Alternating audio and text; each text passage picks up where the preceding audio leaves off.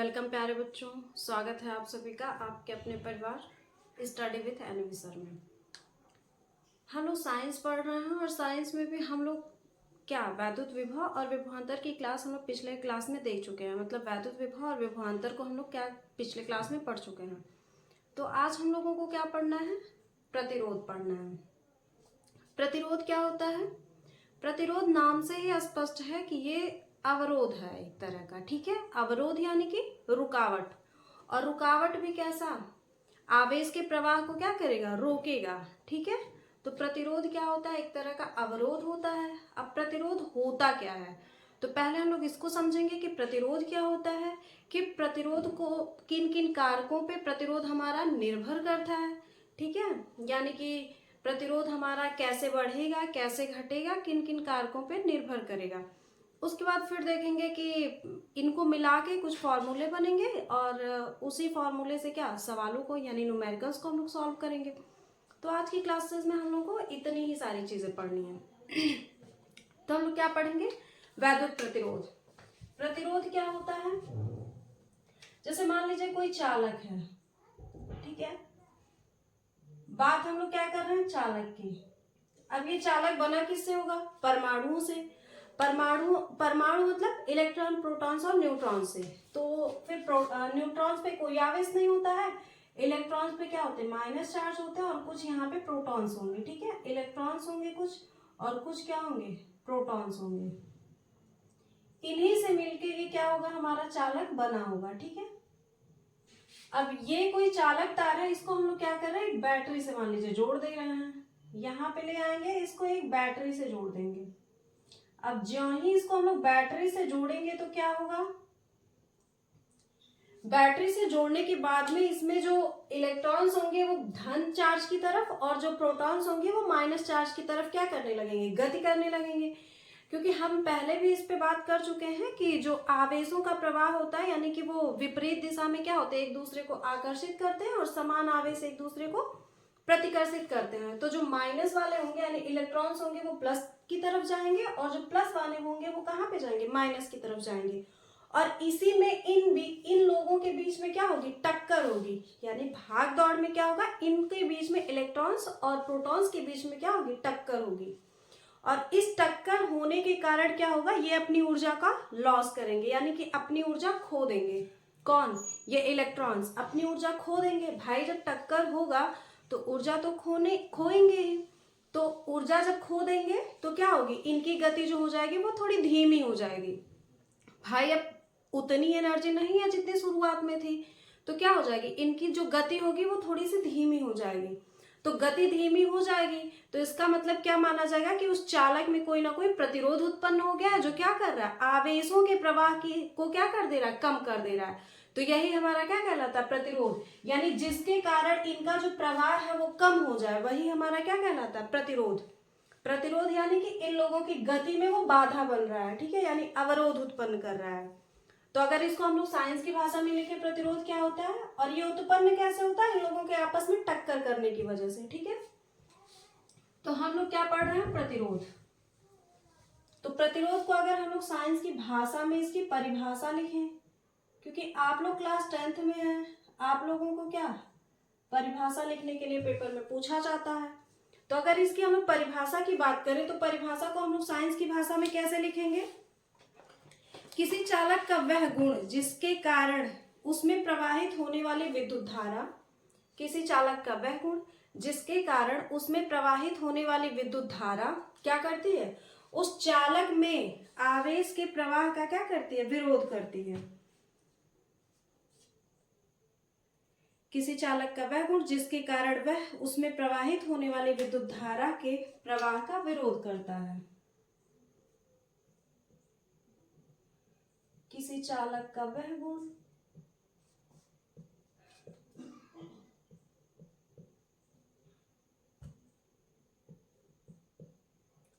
जिसके कारण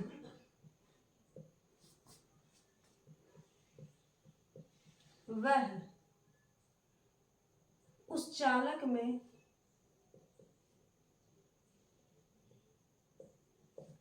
विद्युत धारा के प्रवाह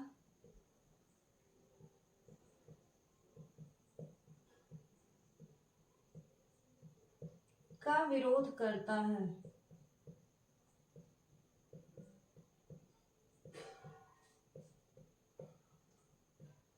क्या कहलाता है? चालक का प्रतिरोध कहलाता है। ठीक है, चालक का प्रतिरोध कहलाता है। इसको हम लोग किससे प्रदर्शित करते हैं? भाई हर जगह प्रतिरोध तो लिखते फिरेंगे नहीं, तो इसको भी इंडिकेट करने के लिए कोई ना कोई वर्ड लेटर बना होगा, तो इसे हम लोग क्या करते हैं? आर से प्रदर्शित करते हैं। आर मतलब रेजिस्टेंस। ठीक है, इसे आर से प्रदर्शित करते हैं।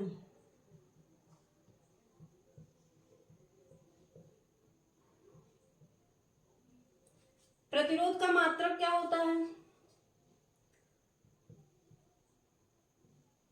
ओम होता है। एक वैज्ञानिक थे साइमन ओम, उन्होंने ही क्या किया था? अपने नाम पे इसका मात्रक रख दिया था ओम, और ओम को भी प्रदर्शित करने के लिए क्या, एक ऐसे लेटर बना दिया ओम। ठीक है, तो प्रतिरोध का मात्रक क्या होता है? ओम होता है।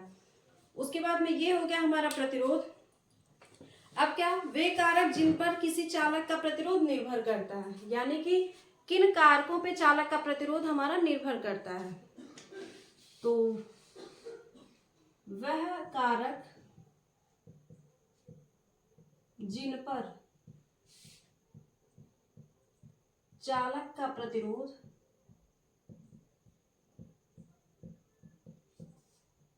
निर्भर करता है।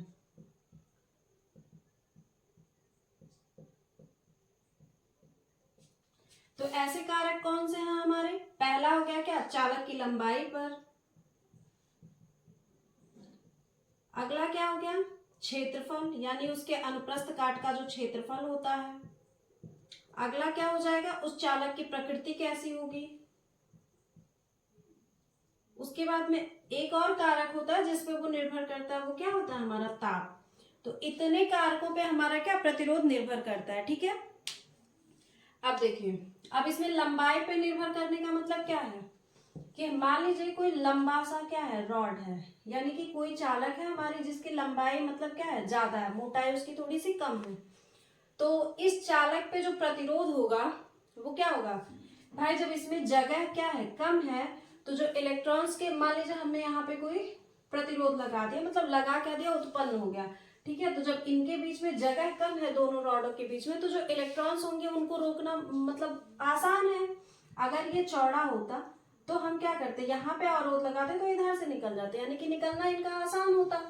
तो क्या है कि यानी कि जब चालक की हमारी लंबाई ज्यादा होगी तो वहां पे प्रतिरोध भी क्या होगा, ज्यादा होगा। ठीक है, यानी कि ये जो हमारा प्रतिरोध होता है वो चालक की लंबाई के क्या होता है, अनुक्रमानुपाती होता है। अब अनुक्रमानुपाती मतलब जितना लंबा चालक होगा और उतना ही ज्यादा उसमें क्या होगा, प्रतिरोध उत्पन्न होगा। ठीक है, क्योंकि बात हम लोग किसकी कर रहे हैं, लंबाई की कर रहे हैं और मोटाई की नहीं कर रहे हैं। ठीक है, अगर मोटाई ज्यादा होती तो क्या होता, वहां पे प्रतिरोध हमारा कम हो रहा होता। ठीक है, तो यानी कि जब चालक तार हमारा लंबा होगा तो वहां पे प्रतिरोध हमारा क्या लगेगा, ज्यादा होगा। ठीक है, तो क्या लिख सकते हैं हम लोग यहाँ पे, प्रतिरोध, किसी चालक तार का प्रतिरोध चालक की लंबाई के अनुक्रमानुपाती होता है।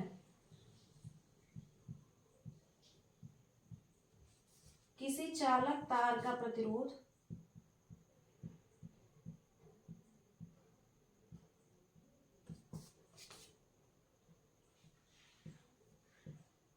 चालक की लंबाई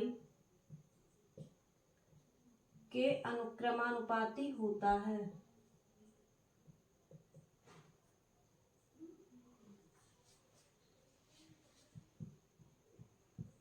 अनुक्रमानुपाती होने का मतलब क्या हो सकता है, प्रतिरोध मतलब R और ये है हमारा अनुक्रमानुपाती का चिन्ह और लंबाई यानी कि L। ठीक है, यानी कि R समानुपाती क्या हो गया, L, ये समानुपाती का चिन्ह है। जब R बढ़ेगा तो L भी बढ़ेगा, यानी कि लंबाई अगर ज्यादा होगी तो प्रतिरोध भी हमारा क्या होगा, ज्यादा होगा।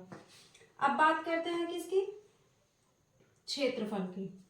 क्षेत्रफल मतलब अभी हमने बताया इसका एरिया ज्यादा होगा, यानी कि ये चौड़ा होगा, मोटा होगा, तभी तो एरिया ज्यादा है बीच का। तो अब बात करते हैं क्षेत्रफल की। तो हमने पहले भी बता दिया, अगर क्या है, इसकी मोटाई ज्यादा है तो वहां पे अवरोध जो होगा वो कम उत्पन्न होगा, और कम उत्पन्न होने का जो मतलब है वो क्या है कि मतलब अगर उसकी मोटाई ज्यादा है तो प्रतिरोध हमारा क्या होगा, कम होगा।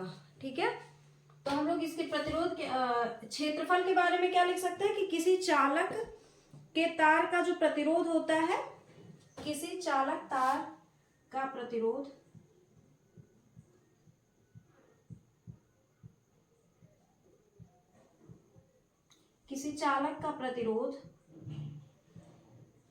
उसके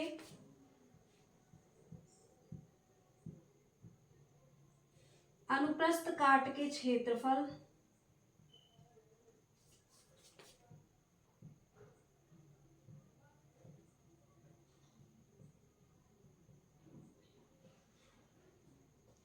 के व्युत्क्रमानुपाती होता है।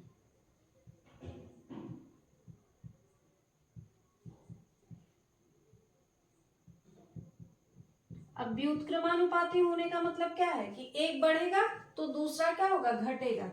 यानी कि क्षेत्रफल मतलब एरिया और प्रतिरोध यानी कि आर, ये क्या होता है, व्युत्क्रमानुपाती होता है। यानी कि 1/, क्या हो जाएगा, क्षेत्रफल के हो जाएगा। जब इस तरह से है तो ये क्या हो जाएगा, यानी एक ऊपर है तो ये बढ़ेगा तो ये क्या होगा, घटेगा, और ये घटेगा तो ये बढ़ेगा, और ये क्या है, प्रतिरोध है, और ये क्या है, क्षेत्रफल है। ठीक है, यानी एक दूसरे के दोनों क्या होते हैं, व्युत्क्रमानुपाती होते हैं। एक बढ़ेगा तो दूसरा घटेगा, एक घटेगा तो दूसरा बढ़ेगा।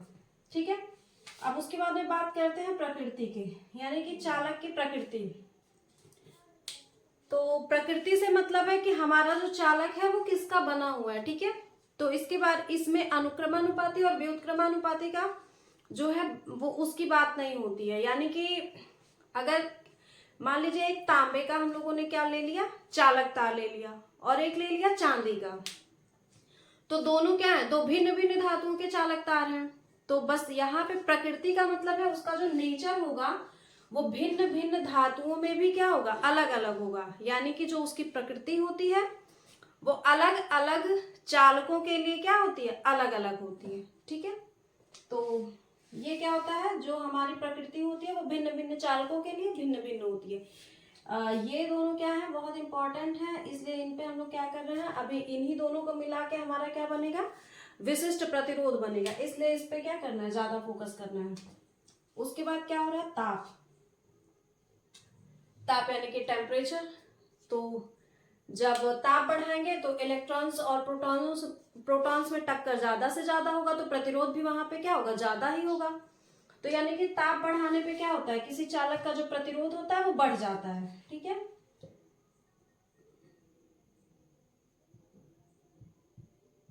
किसी चालक का ताप बढ़ाने पर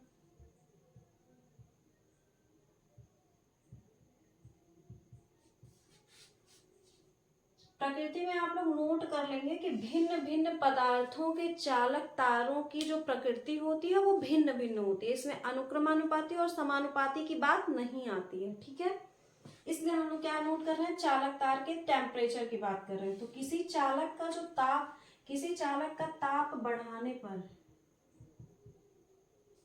या किसी चालक का प्रतिरोध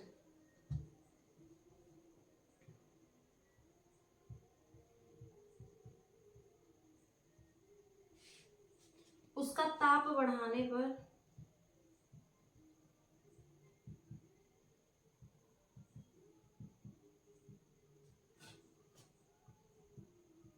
बढ़ जाता है।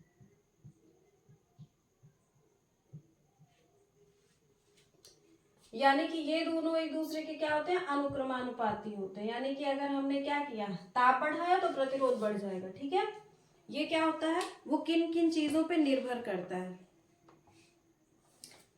ठीक है, उसके बाद हम क्या कहे हैं, प्रतिरोध को हम लोगों ने देख लिया, प्रतिरोध क्या होता है। उसके बाद में ये किन किन कारकों पे हमारा निर्भर करता है, लंबाई के अनुक्रमानुपाती होता है। यानी कोई भी चालक तार जितना ज्यादा लंबा होगा उसका प्रतिरोध भी क्या होगा, उसमें उतना ही ज्यादा होगा। ठीक है, और क्षेत्रफल के ये क्या होता है, व्युत्क्रमानुपाती होता है।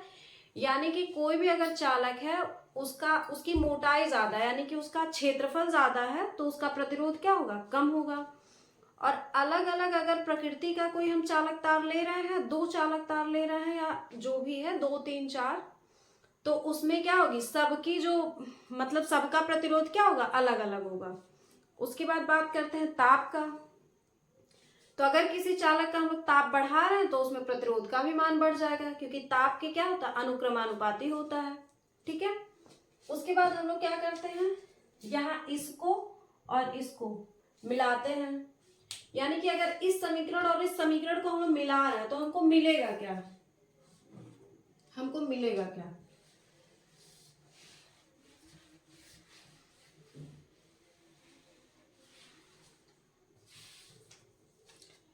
R समानुपात L/A मिलेगा। ठीक है, इसमें कोई डाउट नहीं है। समानुपाती L मतलब प्रतिरोध हमारा बढ़ेगा तो लंबाई बढ़ेगा, और जो प्रतिरोध बढ़ेगा तो क्षेत्रफल घटेगा, यानी इन दोनों समीकरणों को मिला के हम इस तरह से लिख सकते हैं। ठीक है, अब यहां से अगर हम लोग क्या करते हैं, इस समानुपाती का चिन्ह हटाते हैं तो यहाँ पे एक स्थिरांक आता है, और उस स्थिरांक को हम लोग क्या कहते हैं, रो कहते हैं। ठीक है, और इसको कहते तो रो है, लेकिन इसका जो नाम होता है वो क्या होता है, विशिष्ट प्रतिरोध या प्रतिरोधकता भी इसको कह सकते हैं। ठीक है, तो बराबर क्या हो जाएगा, L/A। ठीक है, L/A तो पहले से था, हमने इस अनुक्रमानुपाती के चिन्ह को हटाया है तो यहाँ पे एक स्थिरांक आ गया है।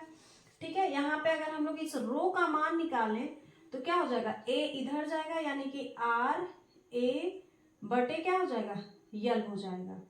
ठीक है, जहां ये रो क्या है, विशिष्ट प्रतिरोध है,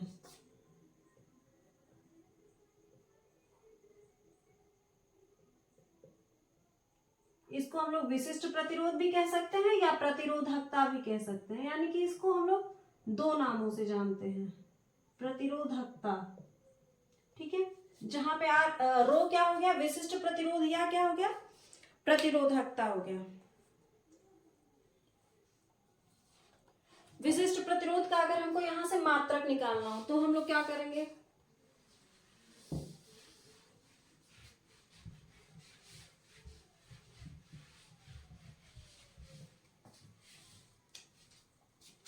देखिए प्रतिरोध का मात्रक, यहाँ पे जो R है प्रतिरोध है, उसका मात्रक क्या होता है, ओम,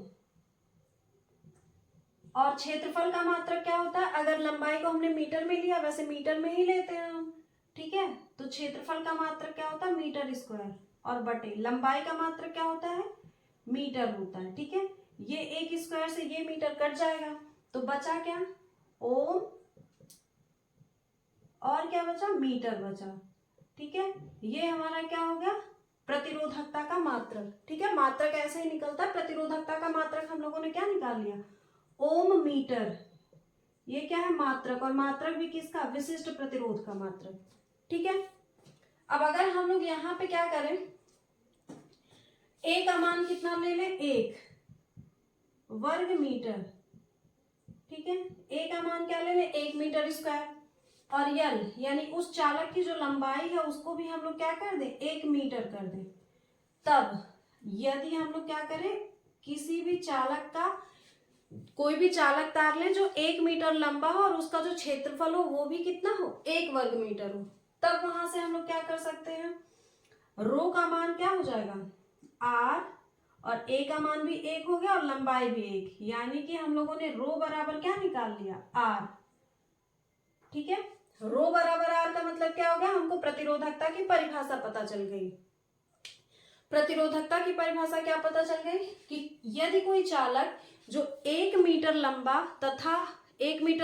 तथा उसके अनुप्रस्थ काट का क्षेत्रफल 1 वर्ग मीटर है, तो उसकी जो प्रतिरोधकता होगी वो वैद्युत प्रतिरोध के क्या होगी, बराबर होगी। तो ये हम लोग क्या निकाले हैं, विशिष्ट प्रतिरोध या वैद्युत प्रतिरोधकता का परिभाषा निकाले हैं। ठीक है, तो यहाँ पे हम लोग इसको भी नोट कर लेते हैं, वैद्युत प्रतिरोधकता।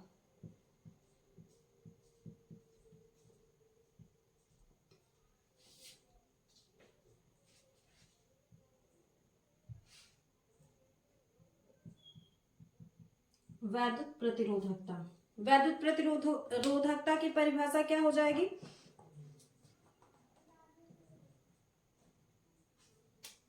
इसी का ही तो दूसरा नाम है ना, विशिष्ट प्रतिरोध। थोड़ा ये आसान लग रहा है कहने में, विशिष्ट प्रतिरोध।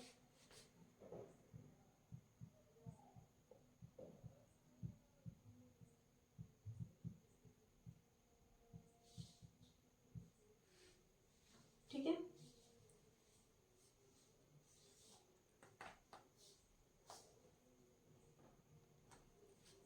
किसी पदार्थ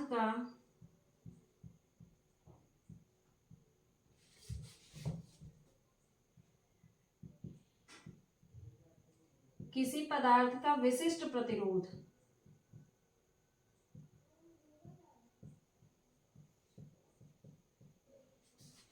वह प्रतिरोध है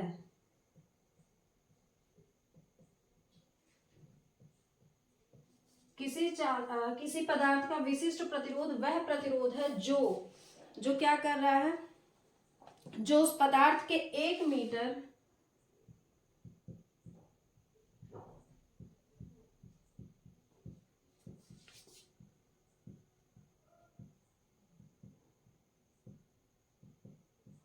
लंबे तथा 1 वर्ग मीटर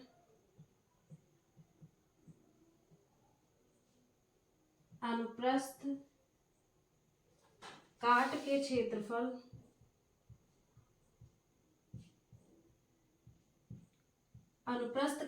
क्षेत्रफल के तार द्वारा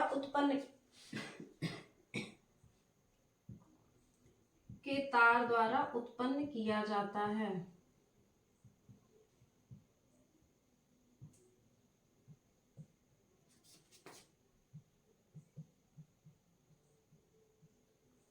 ठीक है, इसको हम लोग क्या कर सकते हैं, ये तो हो गई किताबी भाषा की किसी चालक का जो विशिष्ट प्रतिरोध है वह प्रतिरोध होता है जो उस पदार्थ जो क्या करता है, उस पदार्थ के 1 मीटर लंबे तथा 1 वर्ग मीटर अनुप्रस्थ काट के क्षेत्रफल के तार द्वारा क्या किया जाता है, उत्पन्न किया जाता है। वो क्या कहलाता है, हमारा विशिष्ट प्रतिरोध कहलाता है। इसको हम लोग क्या कर सकते हैं, यहाँ से अपनी भाषा में भी लिख सकते हैं, उसको कोई गलत नहीं करेगा कि किसी चालक तार का जो विशिष्ट प्रतिरोध होता है वो ऐसा प्रतिरोध होता है जो उस चालक के 1 वर्ग मीटर अनुप्रस्थ काट के क्षेत्रफल तथा 1 मीटर लंबे तार में क्या होता है, उत्पन्न होता है। तो ये क्या था, हमारा विशिष्ट प्रतिरोध था। तो हम लोगों ने क्या पढ़ा, वैद्युत प्रतिरोध को पढ़ा। वैद्युत प्रतिरोध हमारा किन कारकों पर निर्भर करता है उसको भी देख लिया। उसके बाद इन दोनों को मिला के हम लोगों ने क्या बना लिया, विशिष्ट प्रतिरोध, और उसको भी देख लिया। विशिष्ट प्रतिरोध का मात्रक भी देख लिया, इसको निकाला कैसे है, ये सारी चीजें हम लोग आज की क्लास में देखें। अब बच क्या रहा है इस चैप्टर में, ओम के नियम का सत्यापन करना, यानी कि ओम का नियम क्या होता है, जो कि इस चैप्टर का सबसे क्या है, इंपॉर्टेंट टॉपिक है। ठीक है, तो ओम का नियम हम लोग क्या करेंगे, नेक्स्ट क्लास में डिस्कस करेंगे। तो आज के लिए बस इतना ही। तब तक आप लोग क्या करेंगे, हंसते रहेंगे, मुस्कुराते रहेंगे और अपनी सेहत का भी ख्याल रखेंगे। Thank you.